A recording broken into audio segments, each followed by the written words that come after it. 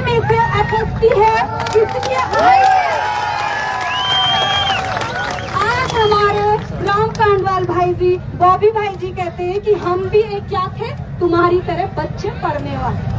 इसलिए उनके सहयोग के लिए कई बॉबियों को आना पड़ेगा, कई राम कांडवाल को आना पड़ेगा। बड़ा दुर्भाग्य की बात है, भले आप लोगों को बुरा लगेगा, यहाँ पर हमारे सम्मानित त्रिभुवन चौहान जी, बॉबी पवार जी बैठे हैं। इन्होंने अभी चुनाव लड़ा था कुछ समय बाद। दुर्भाग्य हम युवाओं का कि हमें इन्होंने हार का सामना करना। आज लोकसभा में हमारे बॉबी भाई जी होते तो शायद से आज यहाँ पे डरने की आवश्यकता पड़ती ही नहीं।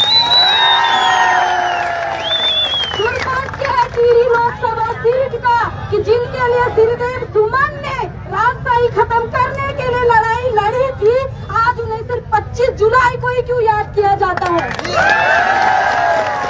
अगर वो राजशाही उन्होंने तब खत्म करने की बात करी थी तो आज माला राज्य लक्ष्मी शाह टिहरी लोकसभा में क्या कर रही है? बताइए ना क्या कर रही है?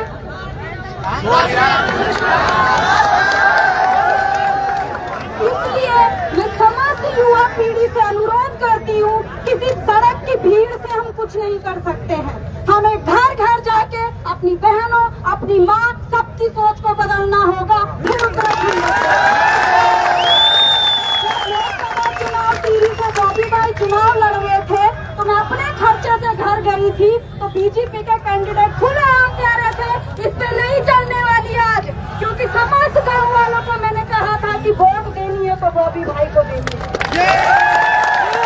आज जब मैं यहाँ पे आई थी तो मैं अपनी माँ को सिर्फ इतना सूचित करके आई हूँ कि माँ धरने में जा रही हूँ, शाम को किस हालत में घर लौटूंगी कुछ नहीं कहती है। बेटा जो तुम्हें सही लगता है करो, समझाओ अपने घर वालों को, समझाओ कोचिंग में 15 को 2000 फीस देके सिर्फ रट्टा मार के कि टिहरी का अंतिम राजा कौन था, किसने जंग लड़ी। हम उत्तराखंड के इतिहास में 2 लोगों को पढ़ते हैं, चंद्र सिंह गढ़वाली पेशावर कांड के लिए जाने जाते हैं, उन्होंने भी कितनी भूमिका निभाई, पढ़ने वाले बच्चे को पता होगी। दूसरा हम जानते हैं तिलहारी कांड, चक्रधर जुया। आप लोग तय कर लो, आपको इतिहास में अगर दर्ज होना है तो किसको कॉपी करते हुए होना है। इसलिए लाइब्रेरी कल हमारे पूरे करणपुर में बेरोजगार संघ के सदस्य आए कि करणपुर चलिए, बच्चे कह रहे हैं तो वहाँ ठेका ले रखा है क्या बेरोजगार संघ में लड़ने का? पूरे उत्तराखंड से जितने 1.5 लाख फॉर्म भरे गए ना, उतने पूरे 1.5 लाख युवक करणपुर में रहते हैं, लेकिन बाहर निकलने के लिए तैयार नहीं हो रहे। क्यों? जब शाम को करणपुर में बाहर निकलो ना सब्जी लेने, इतनी भीड़ होती है कि डर होता है यहाँ से गाड़ी ना घुस जाए, यहाँ से गाड़ी ना घुस जाए। आज कहाँ सोया पड़ा है वो युवा? नए परीक्षा वाली में एडिशन, नए विंटर ईयर बुक के एडिशन, लेते रहो पढ़ते रहो, होना कुछ नहीं। विफल सरकार की योजनाएं पढ़ो, जमीन पे कुछ भी नहीं। इसलिए मैं निवेदन करती हूँ समस्त उत्तराखंड की युवा पीढ़ी से, मानती हूँ मैं कल बेरोजगार संघ ने बोला है कि समस्त उत्तराखंड देहरादून आई है कि जरूर कोशिश करेंगे हमें जगह जगह पे रोकने की। इसलिए मन में ठान लो, अगर उत्तरकाशी का नहीं पहुँच पाता है, रुद्रप्रयाग का नहीं पहुँच पाता है, अगर केवल करणपुर का भी यहाँ पहुँच जाए ना तो कल सरकार गिरने के लिए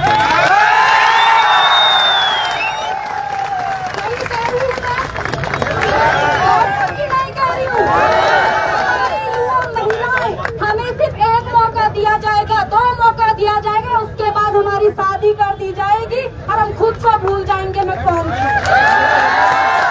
मैं झांसी की रानी भी बन सकती हूँ और मैं तीनू रोतेली भी बन सकती हूँ। मत रहिएगा कि हमारी मासूमियत को हमारी चुप्पी मत समझ रहे। हम अभी भी हम चाहते हैं कि हम शासन में जाएं, शासन के बाद क्या पता हम प्रशासन में आए, ताकि ताकि हम इस राज्य की सेवा कर पाए। लेकिन ये तो हमें ग्रुप सी में नहीं जाने दे रही। तुम्हें क्या लगता है ग्रुप सी के पद के बाद भी अगर यही हालत रही ना किताब रटने की, तो रजिस्टर एक ऑफिस से दूसरे ऑफिस में रिटायर हो जाओगे करते करते। अगर हम ग्रुप सी की नौकरी लगेंगे ना तो उन अधिकारियों के रजिस्टर बोलते रहो और उनके ऑर्डर का पालन करते रहो। आपने परसों कुछ दिन पहले की घटना देखी होगी, हमारे गणेश जोशी जी है ना, हमारे पढ़े लिखे वीर कह रहे हैं कि अपने रंग ढंग ठीक कर लो। सीएम पर भी क्या आया है और एक दो कौड़ी का नेता कह रहे हैं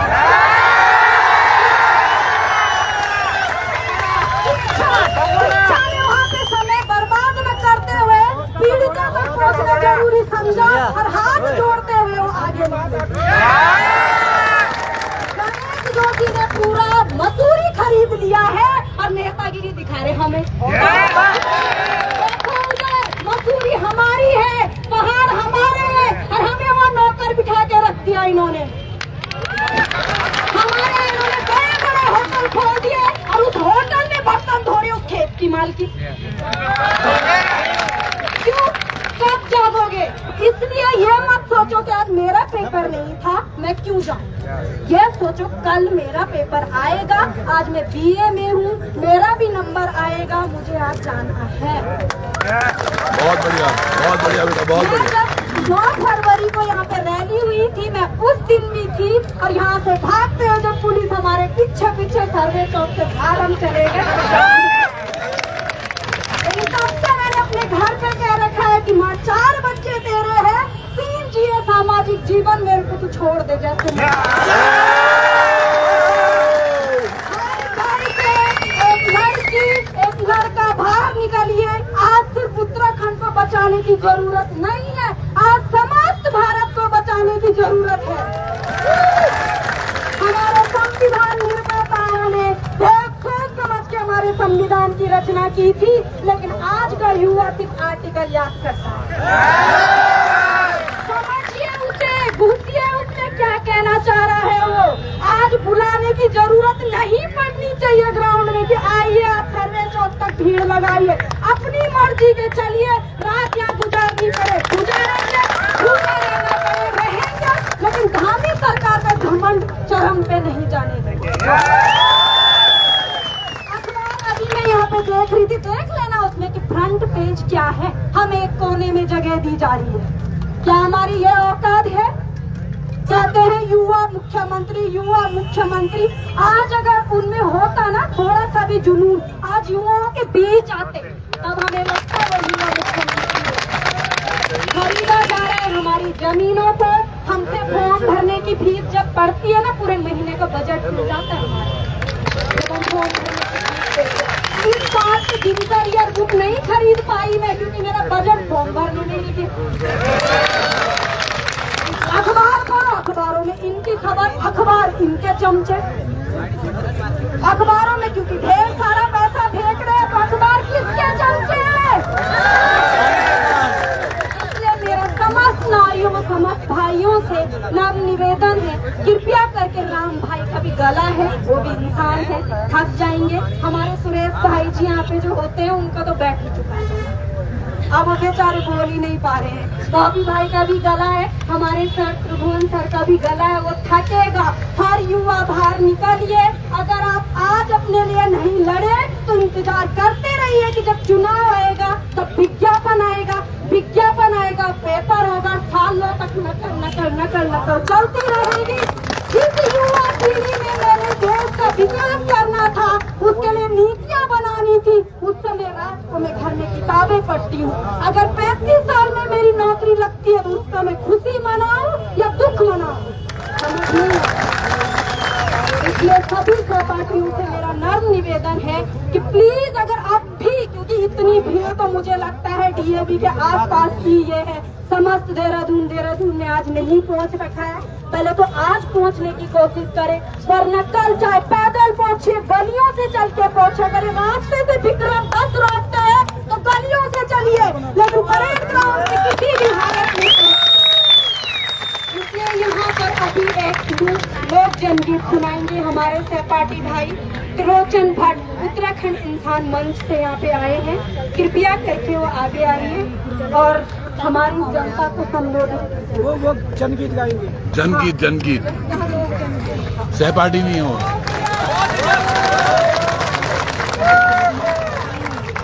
अरे उन्हें करने दो भाई। इस शेर निकले जोरदार तालियों के साथ।